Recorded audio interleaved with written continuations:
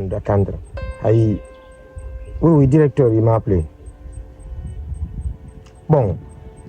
point d'interrogation, tu sais le problème c'est quoi? Parce que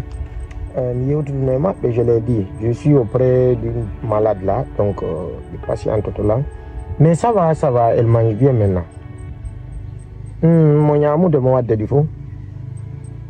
Bon, mais il y a aussi des balles de dos parce que voilà, moi il faut que j'aille travailler. Il n'y a pas de problème. Quand on va à l'école, les enfants. Ok, Dieu merci. Et merci vraiment, merci pour cette solidarité. Et du coup, je vais le ticket. Merci, je vais transmettre le message. Ok, merci. Non, je vais dire à Fio parce que voilà, Andy, ce n'est plus dans mes calculs, ce n'est plus dans mon programme ni mon plan. Ok. Ok, alors, merci. Ciao, porte-toi bien. Merci. Julde. Ta'al nan sugurin piji fella ta'al nan sugurin piji quoi ta'al nan num quoi mais fusa wata la ngala dini ta'al nan fiu ta'al nan nganda kadi non pas fusa ta'al nan nganda kadi parce que amendi ka gido gagne c'est bon y a pas de souci c'est bon t'as toi man de famille la fête c'est bon non écoute-moi je vais te dire mais ala ta'al nan du fella apala mi hala nti sida fête mi do fête min no mi la fête ko nganda no fe indi tad nango min la fête ko nganda no fe indi tad nango kon non fiidu detta jiidiraje de anta handa jangona ko muri ma ga ko non ta'al do be wi ma be wi ila min mi landa gidu fus ko min wadi na an ko muri ma ga posa mitri na ga posma donc awata la ngala ngolimpi si mo fala ona bayna ga travara borta la terto du ngala hala olma terto du feu watere mi halna ma ga ni wolde ka billahi wallahi min en tant que nous sommes des amis intimes kala ko mi ba ma ko boni ami ta conseil ande kay fala ta conseil à partir de là on va se séparer à partir d'ici gasi afa mi ka à partir de hande sa fala ka mi conseil lanni ka joko hajumu ka ko murama ka ni rewru do ta rewru don ko murama terto la fiu ko ganna ke do gerdi wogo yi min joni ya gal ko jokkuma ko y a pas de problème bay nagge no modo ya gine kotorial nagge no modo ya gine kotorial wara ko to ina la ko minagge no wata ko minagge tala indi ko minagge agani wolde ka tala indi ko minagge fiu c'est vrai mais kuude ma de holli da buri nagge nyam ko ndo wata jetti ayedo agine ko to real ko mi andi ton afami ayedo ha to ngarti jiwo mo anda hande na jangola yehi wadi mako fala ka nder suudu ma jetti bi ko marda yaadiyemu dum do nana geyaga zasep afami mais min har mi do sikkude ko ngorebe dono bayni no an lallam abala mi halama simi halima andi anda do ata an kadi ma ba golande ande mais c'est bon non marla c'est bon marla si kana wadu c'est bon gasi ta way wa hore mala way wa hore mukala wa hore afami mukala joko haju elala c'était pour juste pour te conseiller bayno joni anila non Milan ta conseil en feu on dit ça désolé Milan mako wala mako fo désolé afami gasi bon moi je m'en vais y a pas de problème OK merci ba fitu do ko an do la yurmin do kamar jodade yaltna hakkille go ara jallalan seke wadu gollan gido ganyu ko jalnori ko on bawda do wattaru yow jokko haju am jokka haju am yeyi ba heka yalla ko buri falede ku ya yaw kisan fami gollo ya yuti golle rewa don ko baakide sodna e ger parce que gerdo gede ngal fa la ka dillo hirse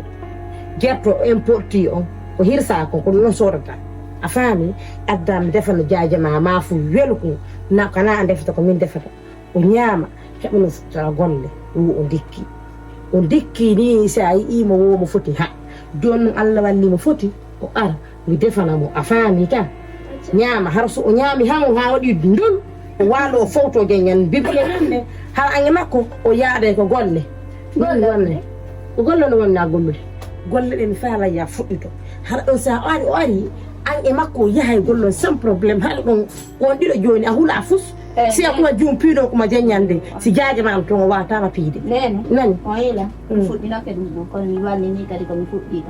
hande kadi watta den golle kadi o di jonti ko so don do bonno mi yanyara kon non yimbe be waji kelande o golle bon e non golle halkide mi yami sorede golle mi wala dum si mi faame fande ko yeyta gollo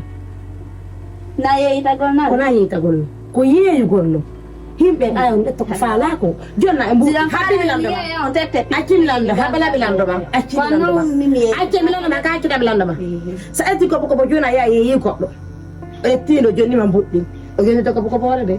o jonde kala o yaade mere ka allah sa yiya yeeya gaye arta a fop ma ka hay goɗɗo no mankema a waccu fi yalla fiiji busnoma honno mankema kala fiiji busnoma hoɗɗo way a fina ɗum ɗo eyi mi wi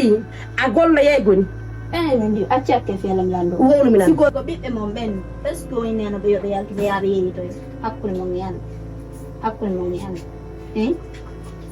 min ɗo mi watta nan ɓana on allah waɗi mi fuɗɗino keggol kono hande kam mi wattata awe mari hunduko ni ni eyi muminatu komi waɗɗa jabade komin tiginigo kon tum hande kadi ɗum no mi jaɓata siɗon faala noon ko labbi jettoton hirso nan kono mi watta ɗum muminatu komi wonɗa yewtude ɗin haalaji komin wonɗa konkude muminatu hakkude ma e allah a kongayla muminatu mama min mi ala on kongude de mi ala on kongude ko gon kamɓe no wolande ko noon no jaɓata o yewtidede gon muminatu muminatu e ko jiwonla jabade amo heeɓi hunduko few kono jiwo en suwi pour yo liggoto a sukore min a dartotolan wako nako ne mama le kongo ɓiɗɗo maɓɓe yennata ɓe ko min si a yinni a yennayla si a wiya yennayla e waɗa e koora o si allah jeɗi yawara taw taylan ɗo si allah jeɗi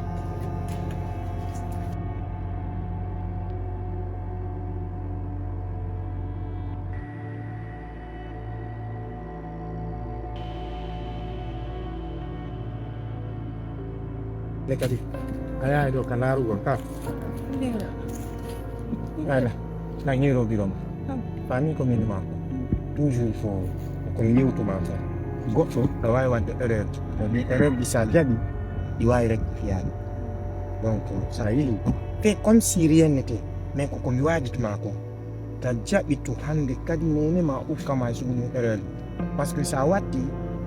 récidive nawnare ne nata ko ɗayri mais je dirais plutôt au teware wadira fiyon parce que porto be wi ay un homme averti en vaut deux fois tu comprends un peu hande moi mon souhait est que les colons ani on l'anni fayda donc le faire que c'était un problème je voudrais yendar ou une formation professionnelle soit en informatique ou bien ndar en sitawi awawa wadde couture e sitawi awawa wadde ko andi siko santé watta siko économie watta et si tawi a waɗay secrétariat goɗɗum e mum mais réfléchis très bien sa hewti tu vas te reposer a ñamama o yewton on va voir ce qu'il faut parce que sen inni en accay piiji ɗin fof laawo à un moment donné an tigiri a taway ko amoni soñjude hoore ma parce que ɓe innay dis-moi tu marches avec qui ou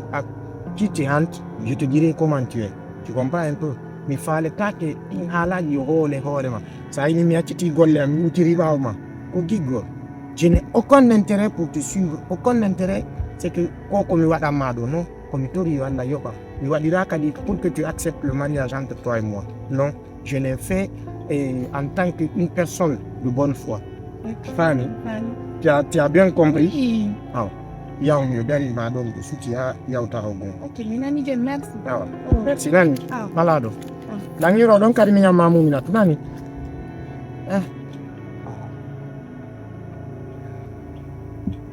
o andula daga ɗo yoɓoto fiyake moto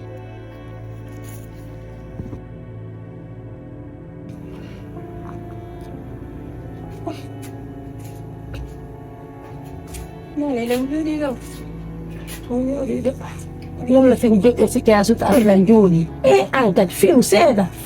woni ɗo suti koye mbiyaɗon no famno yiwde ɓaltuñal bi ha immoɗan yiide cippona ni be ama ɓe mi yewta nde dulle waɗi onon geɗɗum dowɗon ndiyam